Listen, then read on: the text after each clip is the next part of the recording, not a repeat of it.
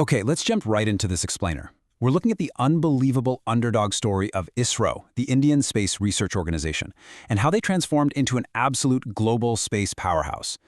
For decades, space exploration was basically this exclusive two-player game, right? Totally dominated by the massive budgets of the US and the Soviet Union. But quietly and incredibly resourcefully, India was building an agency that would just completely shatter expectations. So let's look at exactly how they pulled this off, because trust me, it is a fascinating journey. From bicycles to rockets, let's set the scene and look at the early days. So, picture this. We're going back to 1960s India. There's almost zero infrastructure, so their very first launch site, it was actually a local church in a village called Thumba. They literally had to go and ask the local pastor for permission to set up shop inside. And you've got to love the sheer contrast here. Without proper vehicles, scientists were literally hauling these highly sensitive rocket parts from the local train station directly to that church using ox carts and bicycles. I mean, it's a stunning visual reminder of just how grassroots this program really was. And it's almost mythical, right? When you think about the fact that this exact same organization, the one that started with makeshift solutions in a rural village, hauling rocket parts on a bike, is the exact same one making historic lunar discoveries today. It really highlights ISRO's core identity. They have this unparalleled ability to pull off staggering scientific feats no matter what resources they start with. Okay, so their first sounding rocket goes up in November 1963, but actually getting it off the ground? Total engineering nightmare. They were using international components, a sodium payload from France and an American NASA rocket. Well, the French used the metric system and the Americans used imperial, so obviously the parts didn't fit. What do?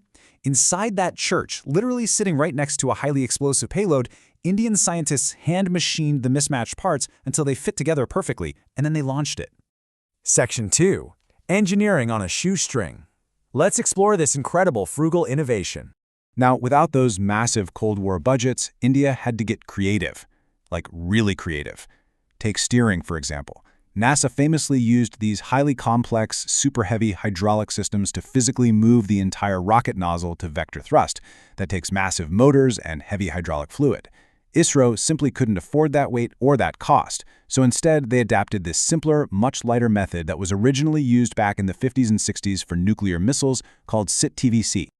And this is a brilliant illustration of their ingenuity. Instead of physically moving a heavy nozzle, they used a system that stores just a tiny amount of a liquid called strontium perchlorate. By simply opening a pressure-fed valve, they inject this liquid directly into the escaping exhaust gas. What happens? It creates these complex shock waves inside the cone, which pushes the exhaust to one side and steers the rocket. You're saving a massive amount of weight and money because, hey, you only need to open a valve instead of mechanically wrestling with heavy engine parts. Later on, when they needed the pinpoint precision of liquid propulsion engines, they hit another roadblock. They absolutely did not want to drain their foreign currency reserves just to buy them outright. So they negotiated this genius barter deal with France. France was looking to cut costs on their own Ariane rocket program, so ISRO says, hey, we'll give you 200,000 hours of Indian engineering work plus 7,000 pressure sensors.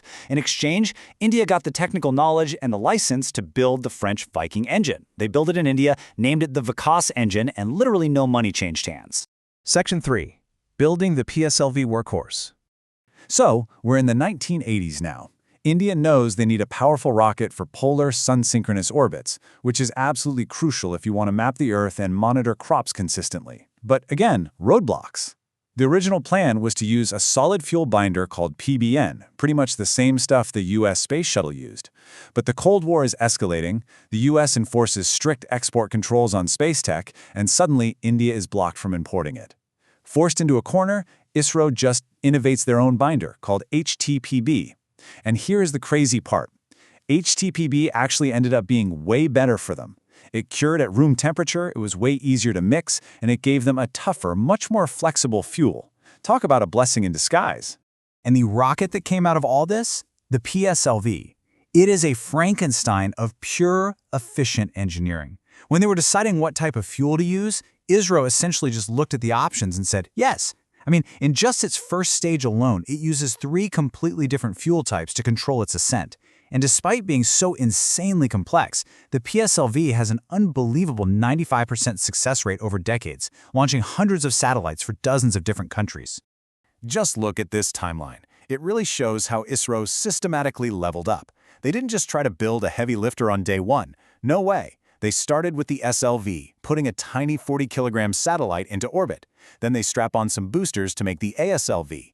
Then comes the reliable PSLV, followed by the GSLV, and eventually the LVM-3, which can haul massive 10-ton payloads right into low Earth orbit. It is basically a masterclass in methodical, step-by-step capacity building. Section 4. Satellites for the Mission. So you might be wondering, why build all these rockets in the first place? Well, for ISRO, the mission was always deeply rooted in nation building. It was about taking space tech and bringing it right down to the common man to solve real, everyday problems. Which brings us to this mind-blowing project from 1975, the SITE experiment. Arthur C. Clarke famously called it the greatest communications experiment in history. Partnering with NASA, ISRO actually beamed vital educational programs, stuff about agriculture, health, literacy, directly from space to 2,400 highly rural Indian villages.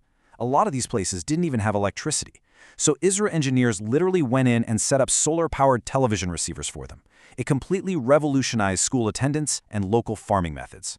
From there, they rapidly expanded their satellite program to survey the land itself, and the progression was lightning fast. From early experiments in 1979 all the way to the mid-90s with the IRS-1C and 1D. By that point, ISRO was operating literally the best high-resolution remote sensing satellites available anywhere in the world.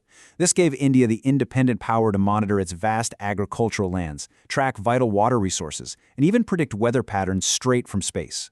Satellites like ResourceSat-1, which were perfectly placed into sun-synchronous orbits by that ultra-reliable PSLV, became the absolute backbone of India's national development and disaster management. So the big takeaway here? ISRO's space program wasn't just about exploring the cosmos, it was literally about managing and protecting the resources of over 1 billion people back down on Earth. Section 5. To Mars and the Moon. Okay, so with a booming satellite network and a rock-solid launch vehicle, ISRO finally sets its sights on deep space.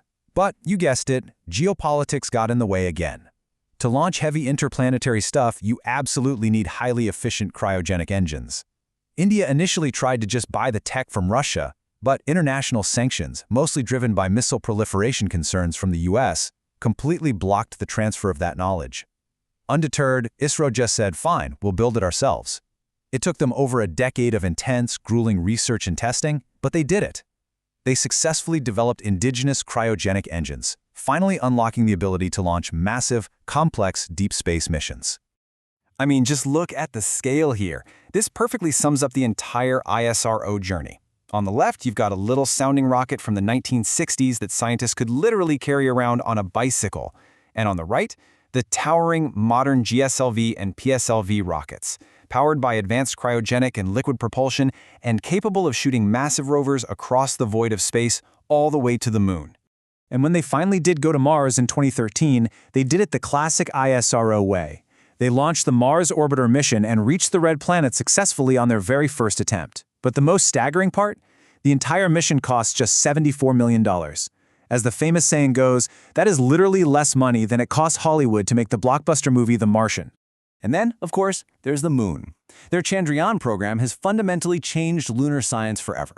I mean, Chandrayaan-1 carried an instrument that made the historic first discovery of water molecules at the lunar South Pole. And then, learning from some previous setbacks, Chandrayaan-3 recently made India the very first country in history to successfully soft land a craft in that incredibly treacherous, dark, and highly sought-after lunar South Pole region. Which leaves us with a truly exciting thought. With Indian astronauts gearing up to fly on homemade rockets by 2026 and concrete plans for their own permanently crewed space station on the horizon, you really have to ask, what boundaries will this incredibly resourceful agency shatter next? It is such a massive testament to the power of education, perseverance, and sheer ingenuity. Thanks for joining me on this explainer, and I hope this underdog story leaves you as inspired as it leaves me.